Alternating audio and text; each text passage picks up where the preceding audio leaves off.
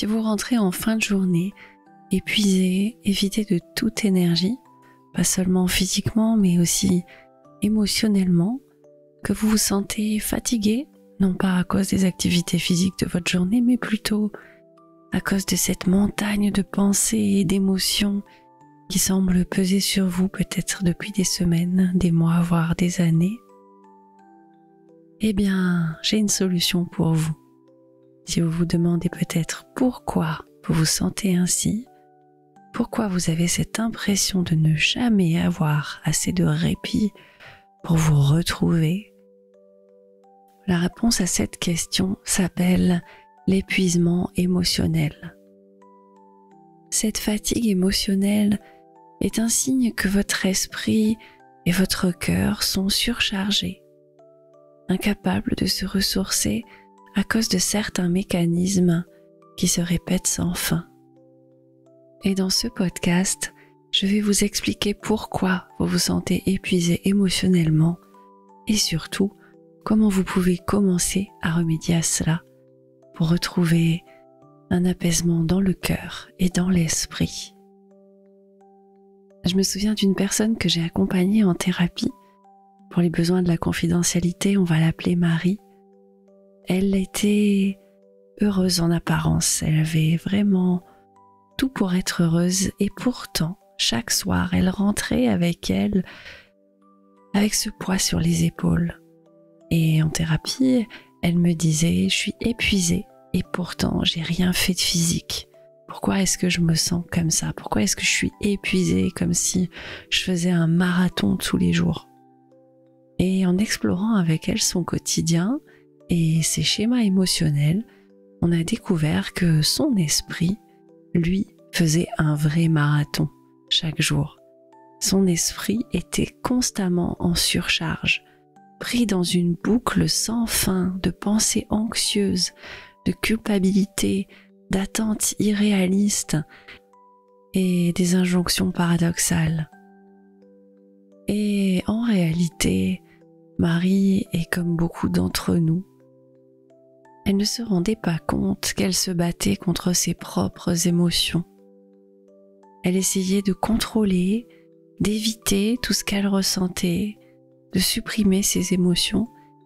Et en faisant ça, chaque jour, elle se retrouvait encore plus piégée dans un cycle d'épuisement émotionnel.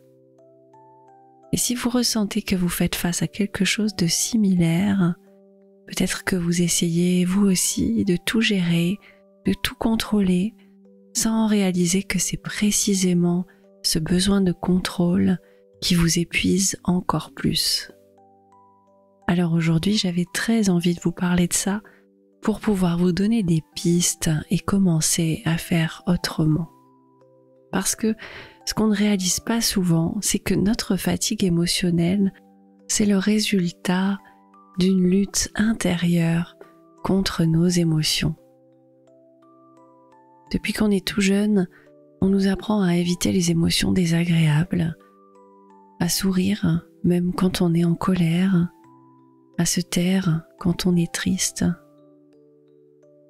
Mais plus on évite ces émotions, et plus elles s'accumulent. Et les schémas de pensée répétitifs, comme les ruminations, sont l'une des principales causes de notre fatigue émotionnelle. Et en fait, une rumination, c'est une pensée qui vient nous dire d'écouter une émotion la plupart du temps. On est tout le temps en train de rejouer encore et encore la même scène dans notre tête, en nous demandant ce qu'on aurait pu faire différemment. Cette pensée, elle vient essayer de nous donner des conseils qui ressemblent souvent à des je dois, je devrais, à des et si qui finalement nous épuisent.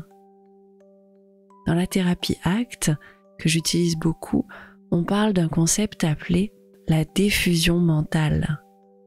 C'est l'idée de se distancier de ses pensées pour les observer sans être fusionné avec elles. Par exemple, au lieu de vous dire « je suis épuisé », vous pourriez dire « je remarque que je ressens de la fatigue en moi ». Ce petit changement de perspective peut être incroyablement puissant selon le moment où vous l'appliquez, comment vous réussissez à faire un petit pas de côté par rapport à vos pensées et à vos émotions. Et ça peut permettre de sortir d'un cycle incessant de pensées qui nous accablent. Et l'épuisement émotionnel, il est souvent renforcé par des injonctions paradoxales de notre société. On vous dit « sois productive, mais prends soin de toi », « sois fort, mais aussi vulnérable », « réussis, mais ne te mets pas trop la pression ». Et ce genre de message contradictoire peut rendre vos efforts pour trouver un équilibre totalement impossibles. Et donc la première étape, c'est de prendre conscience de tous ces schémas qui vous entravent. Parce qu'un autre facteur de votre épuisement mental, c'est la culpabilité que l'on ressent lorsque l'on prend du temps pour soi. Il y a cette croyance sous-jacente qu'on est égoïste de se détendre, de se reposer, de méditer, alors qu'en réalité, c'est essentiel pour maintenir un équilibre émotionnel sain à l'intérieur de nous. Alors la solution que j'ai envie de vous offrir aujourd'hui s'appelle l'acceptation. Plutôt que de vous battre contre vos émotions, apprenez à les accueillir. Cela ne veut pas dire que vous devez les aimer ou les apprécier, mais simplement commencez à leur permettre d'exister sans jugement. Acceptez les émotions telles qu'elles sont, sans chercher à les contrôler ou à les fuir. Parce qu'en réalité, vos émotions ont tout un message très important à vous apporter. Apprenez à écouter ce message et à y réagir, même si ce n'est pas facile. Et ensuite, je vous invite à pratiquer ce qu'on appelle la présence. Souvent, notre fatigue vient du fait que notre esprit est constamment en train de revivre le passé ou alors d'anticiper l'avenir. Apprenez à ramener votre attention sur l'instant présent. La méditation de pleine conscience est un excellent outil pour cela. Et justement, grâce à ma chaîne secondaire 5 minutes de méditation sur laquelle vous êtes en train de m'écouter, vous allez pouvoir commencer à méditer chaque jour avec des tout petits pas. En seulement 5 petites minutes, vous pouvez piocher dans ma playlist de méditation pour vous recentrer, commencer à redéfinir vos priorités et bien sûr, prendre soin de vous. L'épuisement émotionnel vient souvent du fait que nous investissons notre énergie dans des choses qui ne sont pas en alignement avec nos valeurs profondes. Alors prenez le temps de vous reconnecter à ce qui compte vraiment pour vous. Demandez-vous qu'est-ce qui vous nourrit, qu'est-ce qui vous apporte de la joie. C'est là que se trouve votre énergie vitale. L'épuisement émotionnel, c'est un signe que vous avez été trop longtemps dans une lutte intérieure. Et en changeant votre rapport à vos émotions, en acceptant plutôt qu'en contrôlant et en vous reconnectant à ce qui est essentiel pour vous, vous pourrez commencer à vous sentir plus léger, plus aligné avec vous-même et surtout moins épuisé.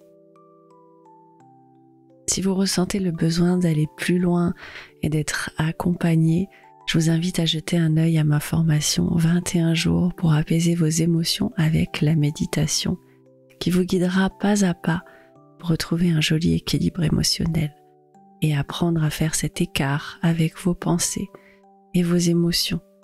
Et bien sûr, je vous mets le lien de ma playlist qui regroupe toutes mes méditations de 5 minutes sur cette chaîne.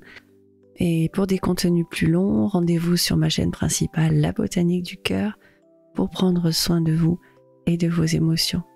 Je vous dis à bientôt, jardinier du cœur.